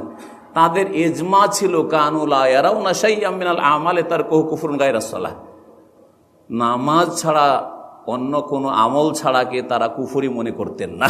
তাহলে নামাজ ছেড়ে দিলে তারা কুফরি মনে করতেন, এজমা ছিল। সুতরাং যখন আপনি জ্ঞান অর্জন করবেন, জান চলে যাক, আমি ফজর নামাজ ছাড়ব না, রাত 3টা পর্যন্ত ঘুম আসে না, সেই জন্য আমি ঘুমিয়ে থেকে যাব সকাল 10টা পর্যন্ত, আর ফজর পড়বো না, এটা হতেই পারে না একজন মুসলিমের জন্য। আমি আগে ফজর পড়ব, তারপরে ঘুমাবার কথা, কিন্তু ফজর ছেড়ে ঘুমাবো এটা হতেই পারে না, অসম্ভব কথা। এলেম দিয়ে জেহালতকে দূর করতে হবে। কি করতে হবে? এলেম দিয়ে অজ্ঞতাকে দূর করতে হবে। সত্য গ্রহণের সবচেয়ে বড় বাধা কি? অজ্ঞতা। আখলাক চরিত্রের অবনতি আমাদের অজ্ঞতার কারণে। চরিত্রবান মুসলিম হইলে সুবহানাল্লাহ, নবী সাল্লাল্লাহু আলাইহি ওয়াসাল্লাম বলেছে, চরিত্রবান ব্যক্তি বাড়িতে বসে বসে বিনা তাহাজ্জুদে তাহাজ্জুদ গুজারের নেকি পাবে, আর বিনা রোজাতে নফল রোজা না রেখে রোজাদারের নেকি পাবে। এগুলো কি আমরা জানছি? অধিকাংশ লোকই জানছি না। যদি জানতাম তাহলে কারোর সাথে খারাপ ব্যবহার করতাম না। ব্যবহার চরিত্রটা যদি ঠিক থাকে, তাহাজ্জুদে না পড়ে তাহাজ্জুদের নেকি, রোজা না রেখে রোজাদারের সমান মর্যাদা পাবেন আপনি। আল্লাহ যেন আমাদেরকে চরিত্র গঠনে তৌফিক দান করেন। অজ্ঞতা দূর করতে হলে ইসলামিক সেন্টারে এসে শিখতে হবে। এখান থেকে খাঁটি ইসলামটা শিখে যান। যে যেখানে আছেন ওখান থেকে ইসলাম সেন্টার থেকে খাঁটি ইসলামটা শিখে যান। আর ওস্তাদের সামনে এসে শিখবেন, এটা সবচেয়ে ভালো হবে। তারপরে ইন্টারনেটে সহি আকিদার আলেম ওলামারা যারা কোরআন সুন্নাহর আলোচনা করে, তাদের আলোচনাগুলি শুনবেন। ইসলামিক বই ডেইলি কিছু না কিছু করে 2-4 পাতা করে পড়বেন আপনি। কোরআন এবং হাদিস একটু করে চর্চা করবেন ডেইলি। আপনি ইমান তাজা হবে, আখলাক সুন্দর হবে, আমল সুন্দর হবে, আকিদা সুন্দর হবে, শিরক বিদআতকে বুঝতে পারবেন। শিখার শেষ নেই এবং দিন শিখা ফরজ। সত্য গ্রহণে আরেকটি বাধা হচ্ছে অহংকার। ফেরাউন কেন মানেনি? মূসা, তুই আমার বাড়ি খেয়ে মানুষ হলি, না হলে তুই তো মরতি। হ্যাঁ, তুই তো ভাসছিলি নদীতে, তোকে তো উঠিয়ে নিয়ে আসলো আমার বিবি, তোর কথা কেন মানবো? অহংকারে ধ্বংস করেছে না করে নাই?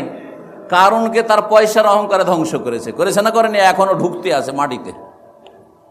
ফাখাসাফনা বিহি ওয়া বিদারিহিল আরদ, আল্লাহ বলছে এখনো জমিনে ধসতেই আছে, ডুবতে আছে। আবু জাহাল বড়ই অহংকারী ছিল মক্কার। ফেরাউন হাজিহিল উম্মাহ, রাসূলুল্লাহ সাল্লাল্লাহু আলাইহি ওয়াসাল্লাম যখন এই আবু জাহাল লারাহুল্লাহ এই বদরে যখন হত্যা হলো, এবং বদরে যে কূপটি ছিল সেই কূপে ফেলে দেওয়া হলো 70 জনের লাশকে, তখন তাদেরকে সম্বোধন করে বলেছিলেন রাসূলুল্লাহ, ইন্না কাদ ওয়াজাদনা মা ওয়াদানা রাব্বুনা হাক্কা ফাহাল ওয়াজাদতুম মা ওয়াদা রাব্বুকুম হাক্কা। আমাদের সাথে আল্লাহ ওয়াদা করেছিলেন যে তোমাদেরকে, তোমরা সত্যবাদী, সত্যপন্থী, হককে বিজয় দান করবো। দেখো বিজয় দিয়েছেন আল্লাহ। তোমরা বাতিলপন্থী, তোমাদেরকে আল্লাহ লাঞ্ছিত করার ওয়াদা করেছেন, আজকে লাঞ্ছিত হয়েছো। জাহান্নামের আযাব হচ্ছে মরার সাথে সাথে, তোমাদের আত্মাগুলি সিজ্জিনে চলে গেছে, বুঝতে পারছো? ফাহাল ওয়াজাদতুম মা ওয়াদা রাব্বুকুম হাক্কা, তোমাদের সাথে তোমাদের রবের যে ওয়াদা জাহান্নামে জ্বালাবে সেই ওয়াদা পেয়েছো তো? নিশ্চয়ই পেয়ে গেছো তোমরা। অহংকার ধ্বংস করেছে আবু জাহালকে। হ্যারি মোহাম্মদ ইয়েতিম ছেলে, হ্যাঁ, বাড়িতে নেই খেতে, বাপকে দেখেনি, মা ছোটবেলায় মারা গেছে, আর কখন নবী হয়ে গেল? নবী হইলে আমি হব, ও কিসের নবী হবে? অহংকার ধ্বংস করেছে। বোঝা গেছে? আমার দেশের এক শ্রেণীর বেদাতে মৌলবী সমাজ অহংকারী। মাদ্রাসা পড়েছি, আপনি সৌদি আরব থেকে গিয়ে বলেন কোন মাদ্রাসায় পড়েছেন? যদি তৌহিদের কথা, সুন্নতের কথা বলেন, হ্যাঁ, ইসলামের কথা বলেন, কোন মাদ্রাসা পড়েছেন আপনি ইসলামের কথা বলবেন? হাদিস হাদিস করছেন, কি বুঝলেন আপনি? আমি মাদ্রাসা পড়েছি, আমি এই ডিগ্রি নিয়েছি, সেই ডিগ্রি নিয়েছি, আপনাকে হো করে ছেড়ে দেবে। এই অহংকার এই মোল্লা জাতিকে সহি কথা মানা থেকে বাধা সৃষ্টি করেছে। কিন্তু এই মাদ্রাসা পড়াদের মধ্যে যারা অহংকারী নয়, আবার আল্লাহ তাদেরকে হেদায়েত করেছেন। মেলা দাওরা ফারেক হয়ে আর কামেল পাশ করে মেলা শিরক বিদআত শিখেছিল, তারপরে হেদায়েত হয়েছে। যখন অহংকার মুক্ত হয়েছে, আল্লাহ হেদায়েত দান করেছে। উমারও বড় শক্তিশালী ছিলেন এবং বড় মেজাজি মানুষ ছিলেন, অহংকার মুক্ত হয়েছে, আল্লাহ হেদায়েত নসিব করেছেন উমারকে। আপনাকে অহংকার মুক্ত হইতে হয়। সত্য গ্রহণে আরেকটি বাধা হচ্ছে গুণামি, পক্ষপাতিত্ব করা, একটা পক্ষ নিয়ে নেওয়া। আপনি যদি আগে থেকে মনে করেন যে আমরা যেই দলে আছি, যেই তরিকাতে আছি, হ্যাঁ, যেই মশলাকে আছি সেটাই ঠিক আর বাকি হচ্ছে বাতিল, বুঝবই না আমি, তাহলে কোনোদিন হেদায়েত পাবেন। এটা হচ্ছে গোঁড়ামি। আর যদি নিরপেক্ষ দৃষ্টি নেন যে ভাই বিবেচনা করে দেখতে হতে পারে আমারটা ঠিক, আবার হতে পারে আমারটাই ভুল, সুতরাং দেখি না কথাগুলি কি বলছে, দেখি না কি লিখছে। সৌদি আরবে এসে একটা মাজার দেখি না, অথচ সবচেয়ে বড় বড় আল্লাহর ওলি সৌদি আরবে আছে। রাসূলুল্লাহ সাল্লাল্লাহু আলাইহি ওয়াসাল্লাম কবর সৌদি আরবে, 4 খলিফার কবর এইখানেই, ঠিক না? নবী পরিবারের সব এখানে, হ্যাঁ, জায়নাব বড় মেয়ে, রোকাইয়া, উম্মে কুলসুম, ফাতেমা, সব তো এখানে। তারপরে এত মাজার ভারতে, এত মাজার পাকিস্তানে, এত মাজার বাংলাদেশ, সেই দেশে মাজার নেই। আপনার বিবেক কি একটু বিবেচনা করে না যে মাজার পূজাই যদি ধর্ম, আল্লাহকে পাওয়ার তরিকা, জান্নাত পাওয়ার তরিকা হইতো, তো সৌদি আরবে তো বড় বড় আল্লাহর ওলি আউলিয়া আর নেক বান্দারা আছে, সাহাবীদের কবর আছে, তো এখানে কেন একটা মাজার নেই? পীর না ধরলে, যে আর পীর নাই তার পীর শয়তান, এটা যদি আল্লাহ এবং রাসূলের ওহী হইতো, হাদিসের কথা হইতো, তাহলে সৌদি আরবে বড় বড় নেক বান্দারা আছে, হারামের মক্কা মদিনার ইমামরা আছে, তারা পীর হইতেন, তাদের মেলা মুরিদান থাকতো। নেই কেন? সাধারণভাবে এরা চলাফেরা করে, এদের জন্য ডানে বামে এত চেলা লাগে না, কিচ্ছু লাগে না, বড় বড় আলেম এখানকার। কিন্তু আমাদের দেশে হাত পাটি, জীবনে দেখেছেন সৌদি আরবে যে কোনো বড় আলেমের হাত পা টিপছে, মাথা টিপছে আর মুখে খাওয়িয়ে দিচ্ছে, দেখেছেন? কিন্তু আরাফার ময়দানে, মেনার ময়দানে বাংলাদেশ থেকে পীর এসছে ভিআইপিদের সাথে, আর ভিআইপিদের মাঝে এই গত হজের আগের হজ, তার আগের হজে, দুইবারে যারা ওই 13 লক্ষ 14 লক্ষ টাকা দিয়ে হজে আসে, ভিআইপি, মন্ত্রী, মিস্টার, এমপি আর বড় বড় যারা পুঁজিপতি বাংলাদেশের, ও আল খের গ্রুপ, তারপরে নিটল গ্রুপ, আপনারা জানছেন, এরা সব ছিল ওতে আমাকে আসলে আরাফার বক্তব্যের জন্য, আর তারপরে ওখানে মেনাতে আলোচনা, ওদেরকে হজ শেখানোর জন্য আমাকে ওদের সাথে ডেকেছে। আমাদের কিছু ভাইরা ছিল মক্কার, জাযাহুমুল্লাহ খাইর, এবং তারা এই হজ কাফেলাটা নিয়ে আসে।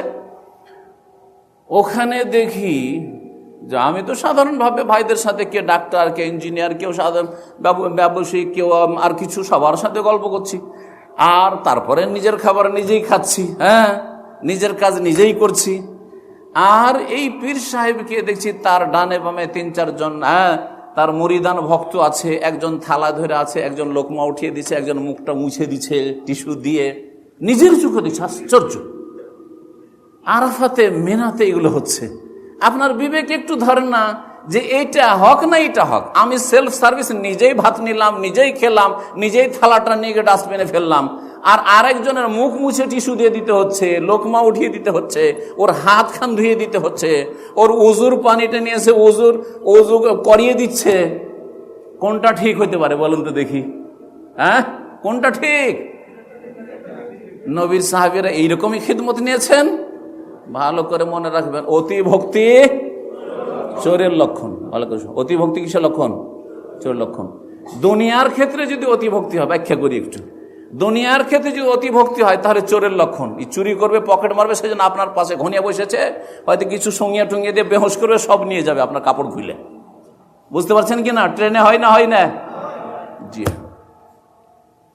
আর দিনের ক্ষেত্রে যদি অতি ভক্তি দেখেন তো বেদাতির লক্ষণ, মুখস্থ রাখবেন। ধর্মের ক্ষেত্রে যদি বেশি ভক্তি, আমি শেখ, আমি অমুক, আমি তমুক, সেই জন্য আপনি পায়ে চুমা দেবেন, আমার সামনে কদমবুসি করবেন, আর হুজুর সালাম আলাইকুম এই করবেন, ঝুঁকবেন, এটা বেদাতির লক্ষণ। কিসের লক্ষণ?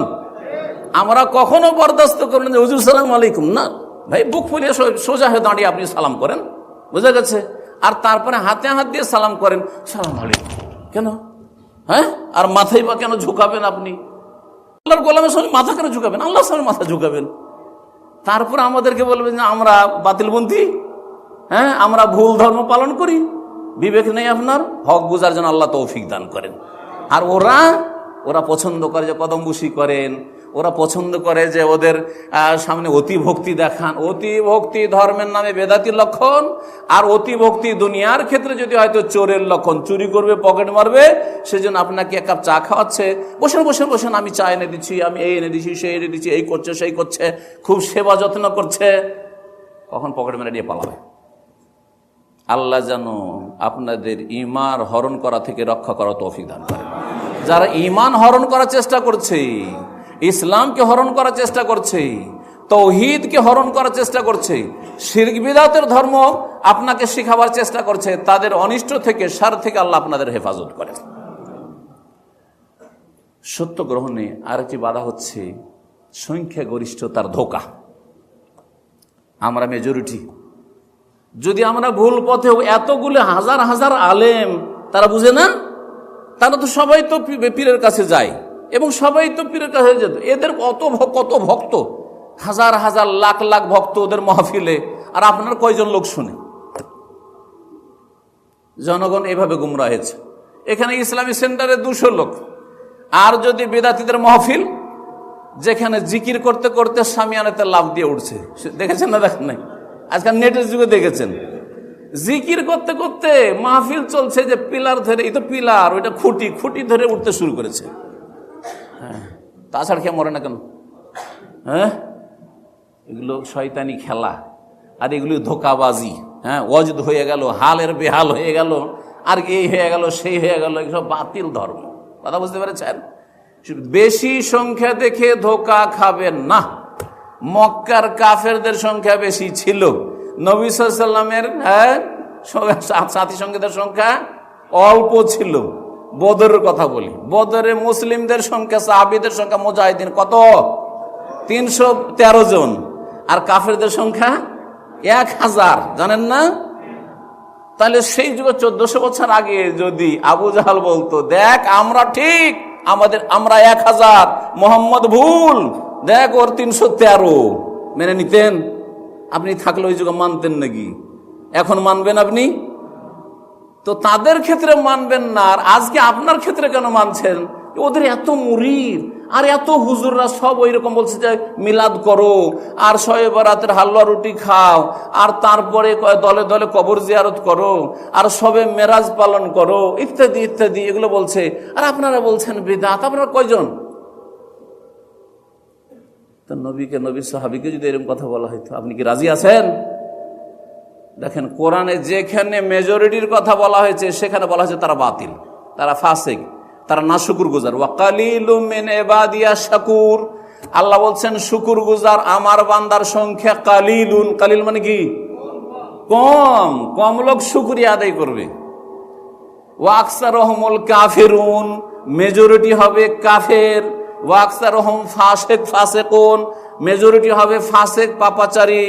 হ্যাঁ, বোঝা গেছে কিনা? অধিকাংশ লোক শিরক করবে, হ্যাঁ, অধিকাংশ লোক জাহান্নামী হবে। আপনারা জানেন যে আল্লাহ জাহান্নামকে কি করবেন? ভর্তি করবেন, আর জান্নাত, বিশাল জান্নাত খালি থেকে যাবে। জানা আছে না নেই? জাহান্নাম ভর্তি হয়ে যাবে। লা আমলা আন্না জাহান্নাম, কোরআন আছে, কোরআন হাফেজরা বসে আছে, জাহান্নামকে আমি ভর্তি করবো, আল্লাহ বলছে। আর জান্নাত ভর্তি হবে না। এক একজনকে দুনিয়ার 10 গুণ দেওয়া হবে, নিম্ন শ্রেণীর জান্নাত 10 গুণ, এই পৃথিবীর 10 গুণ দেওয়া হবে। লাকা আর দুনিয়া ওয়া আশারাতু আমসালিহা, তোমার জন্য দুনিয়া এবং দুনিয়ার 10 গুণ দেওয়া হবে। সত্য গ্রহণে বাধা এত বড় বড় হুজুররা বলছে, বড়দের দোহাই দিবেন না। বড় কে? যার পাগড়ি বড়, হ্যাঁ, যার বডি বড় উঁচা, যে বেশি মোটা সোটা। আমার ওজন 80 কিলো, একজন যদি 150 কিলোর হুজুর হয়, এই বড় বড় পেট পীর সাহেবের, তাহলে ও হক্কানি নাকি? হ্যাঁ, না, কখনো না। তাহলে তো সৌদি আরব আর মিশর আর সুদানের লোক সবগুলি হক্কানি, কারণ এদের তো 150-200 কিলোর মানুষ সব। হ্যাঁ, মোটা মোটা মানুষ এই দেশে, আর সব তো পাতলা মানুষ আপনারা। হ্যাঁ, তো আসলে দেখেন আমাদের দেশের লোকেরা এগুলোতে ধোকা খেয়ে যায়। যে এত বড় বড় হুজুর, এত বড় আল্লামা। আরে আল্লামা কেমন করে বুঝবেন যে আল্লামা? আল্লামা সেই ব্যক্তি যে কোরআনের হাদিসের জ্ঞান রাখে, কোরআনের জ্ঞান রাখে, হাদিসের সহি সহি বুঝে, জাল বুঝে, আর তারপরে আল্লাহ এবং রসুলের কথা বলে। আল্লাহ এবং রসুলের কথা বললে হক্কানি হবে, হক্কানি আলেম হবে। আর আল্লাহ এবং রসুলের কথা বললো না, হক কথা বললো না, হক্কানি আলেম করে দিলেন, কেমন কথা হইল? কথা বেশি লম্বা না করে আমি বলেছি যে শেষ করবো, কিন্তু শাইখুর রফিক যে কোথায় গেছে আল্লাহ ভালো জানে। খাবার এসছে কিনা? খাবার আসে নাই? হক গ্রহণে যে বাধাগুলি রয়েছে, এই বাধাগুলি দূর করলে এর বিপরীতটা নিয়ে আসতে হবে। অজ্ঞতা দূর করতে হলে কি করতে হবে? অজ্ঞতা দূর করলে কি করতে হবে বলেন? এলেম শিখতে হবে। এলেম হচ্ছে জ্ঞাত হওয়া, জ্ঞান অর্জন করা, আর অজ্ঞতা হচ্ছে ওর বিপরীত। তাহলে আমরা যে জানি না, তো জানার চেষ্টা করতে হবে। সহি আকীদাটা সৌদি আরব থেকে শিখে যান আল্লাহর ওয়াস্তে। কোনটা বিশ্বাস করবেন, কোনটা বিশ্বাস করবেন না, কোনটা ঠিক নবীর নূরের পয়দা না মাটির পয়দা, একটা হক আর একটা বাতিল। বোঝা গেছে? নবীর ছায়া ছিল না ছায়া ছিল না, নবী হায়াতুন নবী না ওয়াফাতুন নবী, নবী মারা গেছেন না বেঁচে আছেন, হায়াত এখনো বেঁচে আছেন, জবরদস্তি তাকে দাফন করে দিয়েছে মাটির তলে না। আপনাকে যদি জিন্দা অবস্থায় দাফন করে কেউ, তাহলে কত বড় অপরাধী সে? অপরাধী কিনা? নবী যদি হায়াতুন নবী হবেন, মানে হায়াতুন নবী, নবী জীবিত, নবী জীবিত, জীবিত নবীকে দাফন কেন করবে? আরে রেখে দিত, আমরাও দেখে ধন্য হইতাম। আপনারাও সবাই দেখতেন মাশাআল্লাহ, বদর থেকে প্রত্যেক সপ্তাহে যেতেন, আর নবী করিম সাল্লাল্লাহু আলাইহি ওয়াসাল্লামের সাথে একবার দর্শন করে সাক্ষাৎ করে সাহাবী হয়ে চলে আসতেন। সবাই সাধারণ মুসলমান থাকতেন, কি হয়ে যেতেন? কবরের ওপরে থাকলে তো সাহাবী, নবীকে দেখলে তো সাহাবী ইসলামের হালাতে, তাই না? তো হায়াতুন নবী যদি হবে, তো ওই হুজরায় আয়েশাতে রেখে দিলি হইতো, আর ওনাকে দাফন করা জায়েজ হইতো। মারা গেছেন তাই তো দাফন করা হয়েছে, বুঝতে পারছেন না? এটা তো যুক্তি বললাম। কোরআন বলছে ইন্নাকা মাইয়িত, হে নবী নিঃসন্দেহে তুমি মাইয়িত। মাইয়িত মানে কি? হায়াতুন নবী। মাইয়িত কাকে বলে? মাইয়িতকে গোসল দেওয়া হচ্ছে, মানে বেঁচে আছে।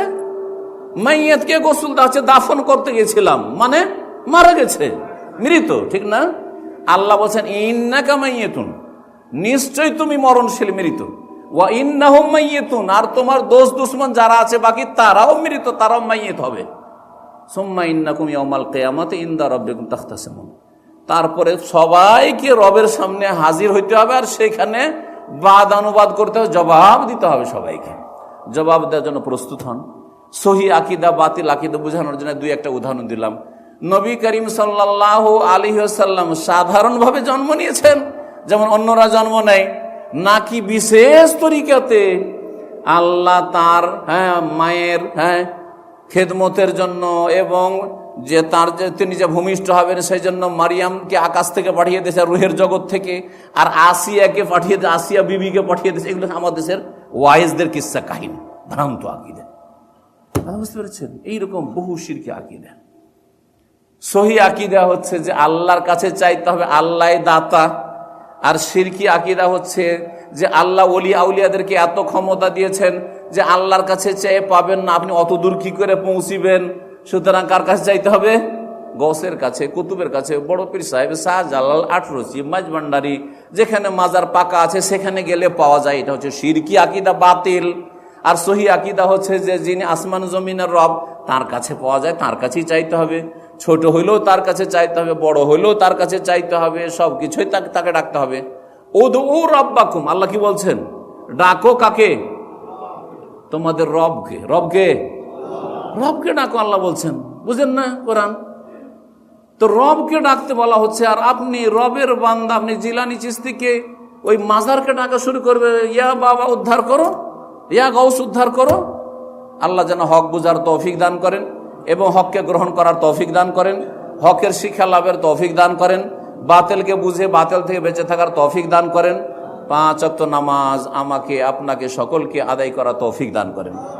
আপনাদের সকলকে জামাত সহকারে ফজর পড়ার তৌফিক দান করেন। একটু আল্লাহর রাস্তে বলেন তো যে ফজর নামাজ পড়বেন কিনা? আপনারা পড়বেন? ফজরের নামাজ 5 ওয়াক্ত পড়ার চেষ্টা করবেন।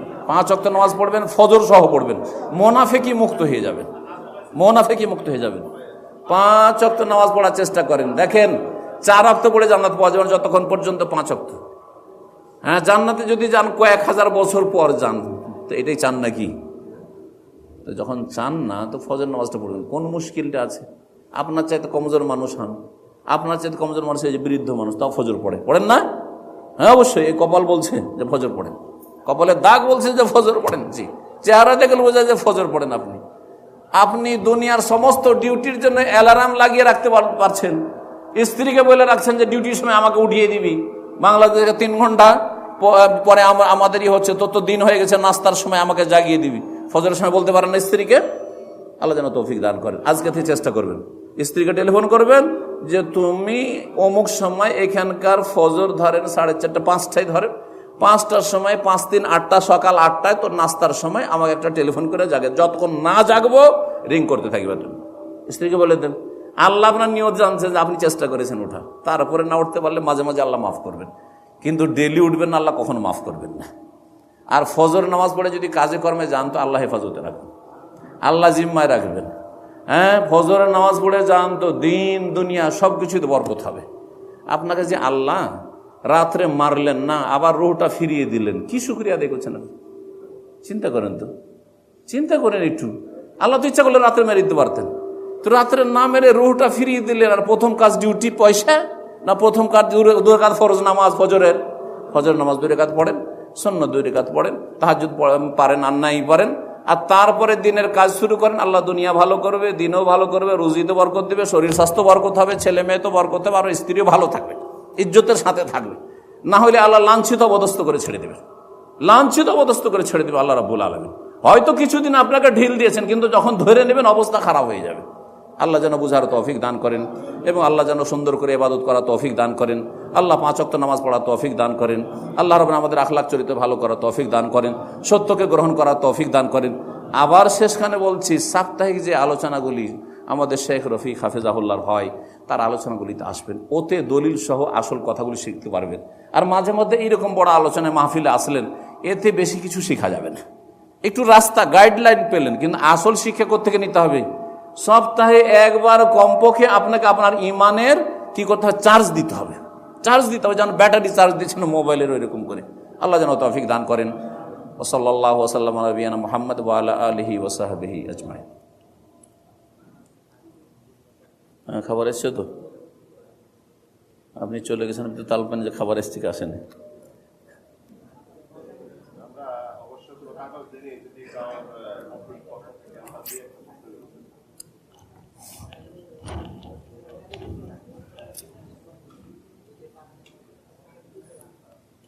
এত রাতভর যারা বসে আছেন এসার পর থেকে, জাযাকুমুল্লাহ খায়র, বিশেষ করে আপনাদেরকে আল্লাহ যেন ভালো করেন, জাযা খায়র দান করেন।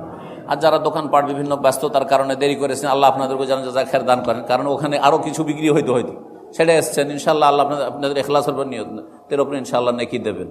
তবে এইরকম ভালো মাহফিলগুলোতে হাজির হওয়ার চেষ্টা করবেন। দুনিয়া চলে যাবে, টাকা পয়সা শেষ হয়ে যাবে, কিন্তু এই যে দিন শিখলেন আর আমল একটু ভালো হবে, এটাই আপনার দুনিয়া তো কাজে আসবে, আখেরাতে কাজে আসবে। স্থায়ী কাজ করার চেষ্টা করেন।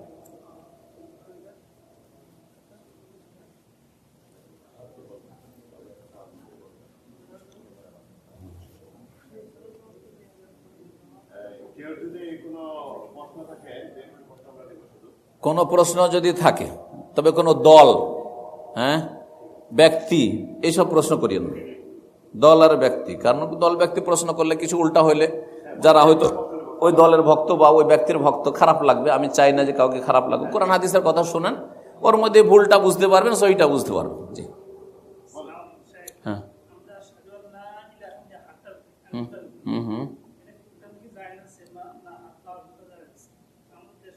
আত্তাহিয়াত পড়ার সময় বা তাশাহুদ পড়ার সময় নবী করিম সাল্লাল্লাহু আলাইহি ওয়াসাল্লাম হাতের এই শাহাদাতের আঙ্গুল উঠিয়ে ইশারা করতেন আর দোয়া করতেন।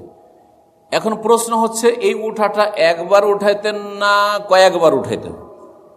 এটা ইখতিলাফ আছে। একদল বলছে একবার, যারা বলছেন একবার তারা একদল বলছেন যে আশহাদুতে উঠাইতে হবে, শাহাদাত দিচ্ছি। শাফিঈরা যেমন, হানাফিরা যেটা আমল করে সেটা করে ইল্লাল্লাহ, কি আশহাদু আল্লা ইলাহা ইল্লাল্লাহ, ইল্লাল্লাহতে উঠায়।